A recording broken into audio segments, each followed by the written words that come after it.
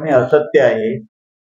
कारण 9 डिसेंबर 2006 रोजी national development council म्हणजे राष्ट्रीय विकास मंडळ, प्लॅनिंग कमिशन जे होतं, 1952 साली नेहरूंनी स्थापन केलं. त्या नॅशनल डेव्हलपमेंट कौन्सिल राष्ट्रीय विकास मंडळाची 52वी मीटिंग होती आणि त्या 52व्या मीटिंगमध्ये उद्घाटन भाषणामध्ये पंतप्रधान त्यावेळेचे डॉक्टर मनमोहन सिंग यांनी असं विधान केलेलं होतं की या देशामध्ये आर्थिक प्रगती साध्य करण्याबरोबरच ती अधिक समानतेने व्हायला पाहिजे. उपेक्षित समाज घटकांना त्याचे फायदे मिळाले पाहिजे.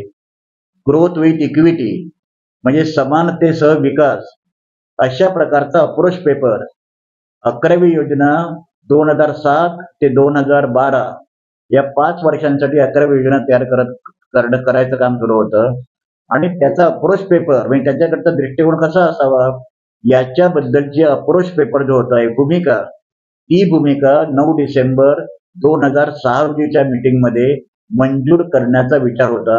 त्यासाठी ती मीटिंग बोलवलेली होती. या मीटिंगमध्ये सगळ्या राज्यांचे मुख्यमंत्री होते, त्याच्यामध्ये केंद्रीय मंत्री होते आणि प्लॅनिंग कमिशनचे सर्व सभासद होते. श्रीयुत नरेंद्र मोदी त्यावेळेला गुजरातचे मुख्यमंत्री होते आणि ते स्वतः त्या मीटिंगला ते स्वतः हजर होते.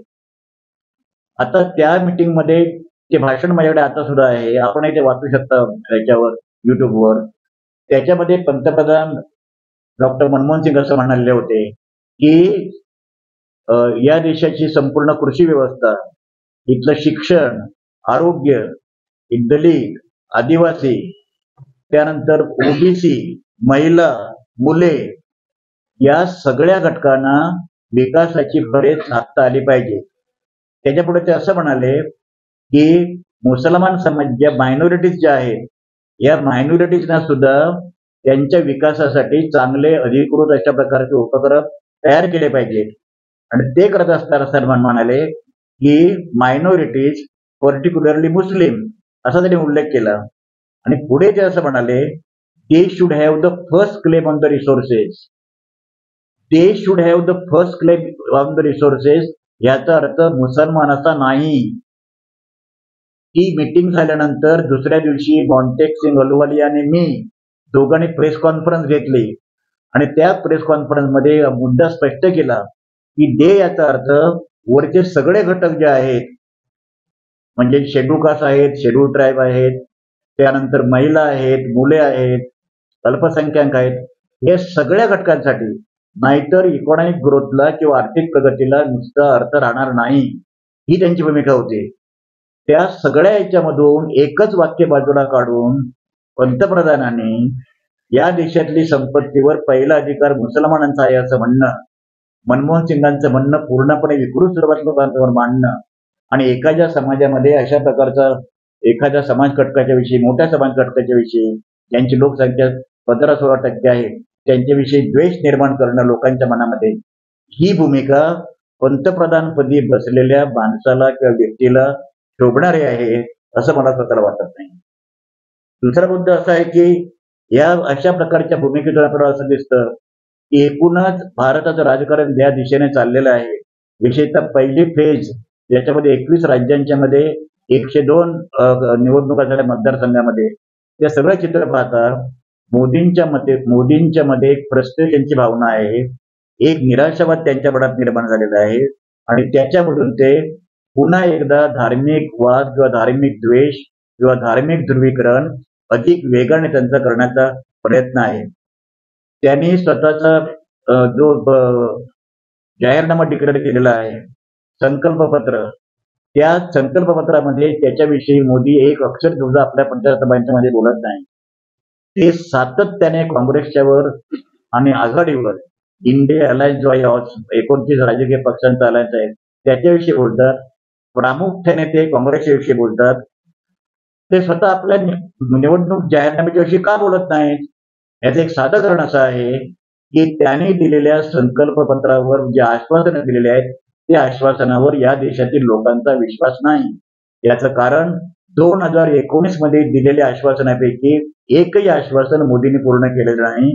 इतकंच नव्हे तर गृहमंत्री अमित शहा याने स्वतः असं म्हणाले होते की वो तो चुनावी जुमला था, म्हणजे ज्याला स्वतःच्याच घोषणापत्राला त्यांनी चुनावी जुमला असं म्हटलेलं होतं, त्यांना आता या त्यांच्या संकल्प पत्रात ह्याच्यात त्यांनी त्या घोषणा केलेल्या आहेत त्या लोकांपुढे प्रखरतेने मांडण्यासाठी त्यांच्याकडे तोंड दाखवायला जागा नाही असं त्याचा अर्थ होतो. त्यामुळे दुसरी गोष्ट आपल्याला अशी दिसून येते म्हणजे म्हणालो फ्रस्ट्रेशन आहे म्हणून त्याचं एक असं आहे की समाजातल्या सगळ्या घटकांच्या मध्ये प्रचंड असंतोष आहे आणि त्या असंतोषाची मोदींना पूर्णपणे कल्पना आहे. बेकारी 10% देशामध्ये आहे. सुशिक्षित बेकारीचं प्रमाण सुमारे 40% आहे. भाववाढ प्रचंड वेगाने वाढत आहे. सर्वसामान्य माणसाचं कुटुंब चालवणं कठीण होत चाललेलं आहे. युपीएच्या काळामध्ये ज्या गॅस सिलेंडरची किंमत 410 रुपये होती त्याची किंमत आता जवळजवळ 1350-1400 रुपये झालेली आहे. शेड्यूल कास्ट, अनुसूचित जाती, अनुसूचित जमाती, ओबीसी, भटके विमुक्त, त्याच्यानंतर महिला या सगळ्यांच्या मध्ये एक प्रचंड नाराजी आहे. मोदींनी राम मंदिराचं उद्घाटन जे केलं त्या उद्घाटनाचा त्यांना असं वाटलं होतं त्याचा या ठिकाणी या देशातील हिंदूंचं राम एक श्रद्धास्थान आहे. परंतु भारतीय जनता पक्ष राम मंदिराकडे श्रद्धास्थान म्हणून पाहत नाही. तो एक राजकीय अजेंडा म्हणून त्याकडे पाहतात, एक राजकीय ताकद किंवा इन्स्ट्रुमेंट हत्यारकडे पाहतात आणि म्हणून सगळ्या शंकराचार्यांचा विरोध असताना सुद्धा आणि मंदिर अपूर्ण असताना सुद्धा केवळ 2024च्या निवडणुकामध्ये राजकीय फायदा निवडणुकीमध्ये व्हावा म्हणून अपूर्ण मंदिराचं त्यांनी स्वागत केलं. तर ते स्वागत करत असताना पुन्हा त्यांनी राष्ट्रपती जे आहेत द्रौपदी मुर्मू मॅडम त्यांना त्या उद्घाटनासाठी त्यांना बोलवलेलं नाही. म्हणजे त्या आदिवासी आहेत. त्याच्यानंतर तुमच्या ह्याच्यामध्ये पार्लमेंटचं फाउंडेशन स्टोन केला त्याला रामनाथ कोविंद देशाचे राष्ट्रपती त्यांना बोलवलेलं नाही. अशा परिस्थितीमध्ये सातत्याने काँग्रेसवर बिनबुडाचा आरोप करणं आणि स्वतःच्या संकल्पपत्राविषयी काही न बोलणं याचा अर्थ त्याच्यामध्ये फार मोठं फ्रस्ट्रेशन निर्माण झालेलं आहे. काँग्रेसवरचा एक आरोप त्याने असा केला होता की काँग्रेसवर मुस्लिम मुलींचा छापा आहे. आता आपल्याला कल्पना आहे की मुस्लिम लीग 1906 साली स्थापन झाल्यापासून पार्टीशन होईपर्यंत मुस्लिम लीग आणि काँग्रेस यांचा 36 तगडा होता. शेवटी आंबेडकर जसं म्हणाले की काँग्रेस पार्टीशन अपरिहार्य आहे अशी अशी निर्माण जेव्हा परिस्थिती झाली तेव्हा काँग्रेसने तो ठराव केला. परंतु मुस्लिम लीगवर मुस्लिम लीगचा छापा काँग्रेसवर आहे असं म्हणणं याचा अर्थ देशाचा इतिहास पूर्ण नीट समजलेला नाही असा त्याचा अर्थ होतो. काँग्रेसने आपल्या घोषणापत्रामध्ये अल्पसंख्याकांचे अधिकार त्यांचे जे आहेत ते घटनेने दिलेले आहेत. ज्या घटना समितीमधल्या उपसमितीचे अध्यक्ष वल्लभभाई पटेल होते त्या समितीचे फंडामेंटल राईटच्या मायनॉरिटीच्या राईटच्या त्याच्याविषयी त्याचा उल्लेख काँग्रेसने आपल्या मॅनिफेस्टोमध्ये केलेला आहे की अल्पसंख्याकांचे अधिकार सुरक्षित राहतील. त्याचा अर्थ नरेंद्र मोदी आणि बीजेपी असा घेते की त्यांना या देशाचे तुकडे करायचे आहेत आणि या देशामधले सिव्हिल कोडला काँग्रेसचा विरोध आहे.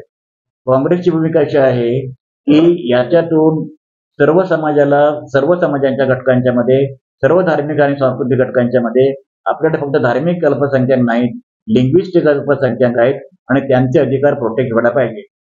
आता पहिल्यापासून समान नागरी कायदा हा भारतीय जनता पक्षाचा 1952 पासूनचा अजेंडा राहिलेला आहे. माझं त्यांना जाहीरपणे असं आव्हान आहे मोदींना की त्यांना जर या प्रकारे भारतामध्ये समान युनिफॉर्म सिव्हिल कोड पाहिजे असेल तर त्यांनी इतकी वर्ष अशा प्रकारचा युनिफॉर्म सिव्हिल कोडचा एक ड्राफ्ट, एक चांगली आदर्श आचारसंहिता संपूर्ण समाजाला मान्य होईल, सगळ्या धर्माच्या लोकांना मान्य होईल अशा प्रकारची एक आचारसंहिता भाजप अजूनपर्यंत गेल्या 50-60 वर्षामध्ये का तयार करू शकले नाही? आता सुद्धा ते का तयार करू शकणार नाही? ते करणार आहेत का? युनिफॉर्म सिव्हिल कोड ह्याचा एक आराखडा सर्व धर्मांना मान्य होईल, सगळ्या स्त्री पुरुषांना एक सारखे अधिकार मिळतील, स्त्रियांना अधिकार मिळतील अशा प्रकारची आचारसंहिता भाजप आज सुद्धा का तयार करत नाही? तर समान नागरी कायदा या देशामध्ये धार्मिक ध्रुवीकरण करून मुसलमानांना तो मान्य नाही अशा प्रकारचा एक बागुलबुवा तयार करून केवळ त्यांना त्याचा मतदानाचा अधिकार त्यांना करून घ्यायचा आहे. आता अशा परिस्थितीमध्ये 2 मुद्दे शेवटचे आहेत. त्याचं भाजपने असा नारा दिलेला आहे की 400 जागा आम्ही या वेळेला पार करणार. एकंदर आत्ताची परिस्थिती लक्षात घेता 400 पार करण्याची कोणतीही सुतराम शक्यता नाही.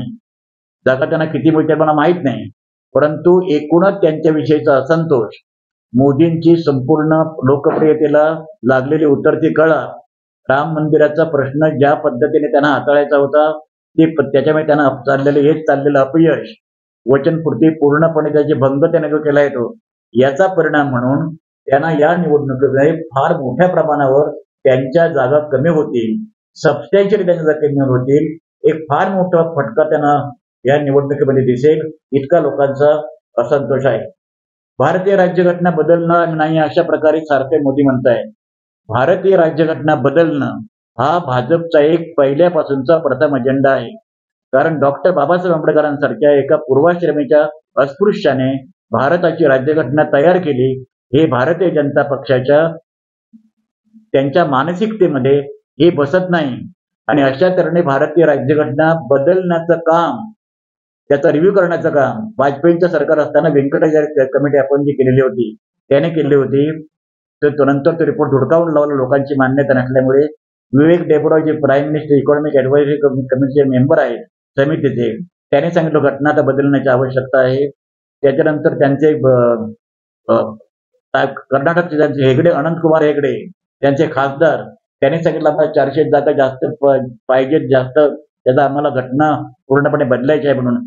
याचा आणि आता परत मोदी स्वतः असं म्हणतायत काही झालं तरी सुद्धा आम्ही घटना बदलणार नाही. आणि पुढे असं म्हणतायत खुद्द डॉक्टर बाबासाहेब आंबेडकर परत आले तरी घटना बदलणार नाही.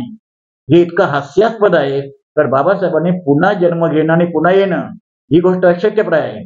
याचा अर्थ असा आहे, आज मोदींना ते परत सांगावं लागतंय की आम्ही घटना बदलणार. याचा स्पष्ट अर्थ असा आहे की त्यांना या देशाची घटना त्यांच्या पूर्णपणे तत्वज्ञानाच्या विरोधामध्ये आहे, ती एकचालूक आणि वर्चस्व संबंधातला आहे. महाराष्ट्रामध्ये वंचित बहुजन आघाडीने जो स्वतंत्रपणे निवडणुका लढवण्याचा जो निर्णय घेतलेला आहे, त्याचा कोणताही विपरीत परिणाम महाविकास आघाडीवर महाराष्ट्रामध्ये होणार नाही.